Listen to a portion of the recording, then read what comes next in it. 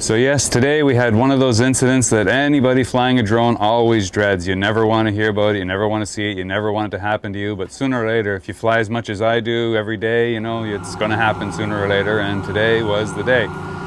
But the difference today was it was calm out, it was nice, the drone went for a little flight of its own, we lost it, took about an hour, it was wandering around in the dinghy because I didn't know if it went down on land or on shore. It basically just got a mind of its own and took off.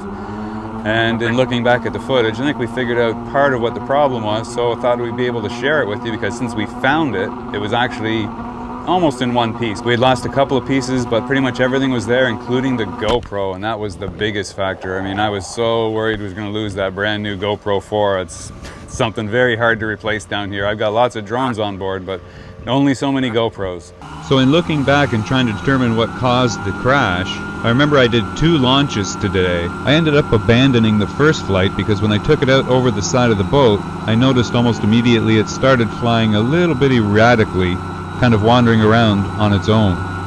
It stabilized, so I held it there for a little while and just watched what it was doing, but as soon as I started to turn it towards the north, and you notice over here, that is due north, right past those sailboats.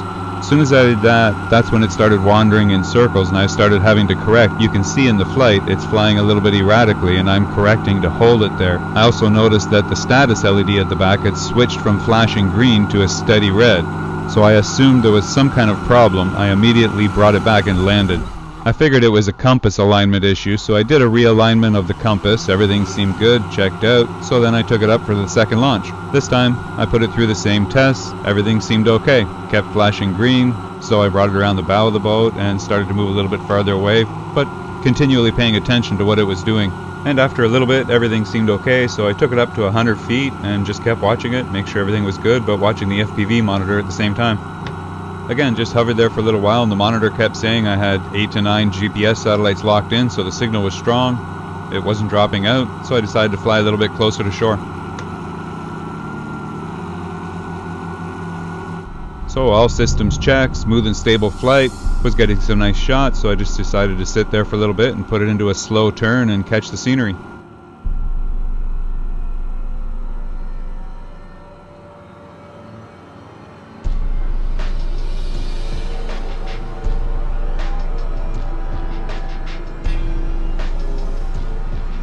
And then you'll notice as I started getting around here to the north, it started flying erratically again. As soon as it was pointed north, something hit it and it was affected and it just lost it completely no matter what I did. I switched it out of GPS mode so that it would hopefully stabilize and stop trying to track its own position, and that had no effect whatsoever. I tried to steady it out flying the FPV screen, it was gone. I put it back into GPS, still nothing. And at this point from the 45-degree flight angle you can tell it is no longer in GPS or attitude mode. It has been blocked and it's switched to manual mode with no control whatsoever.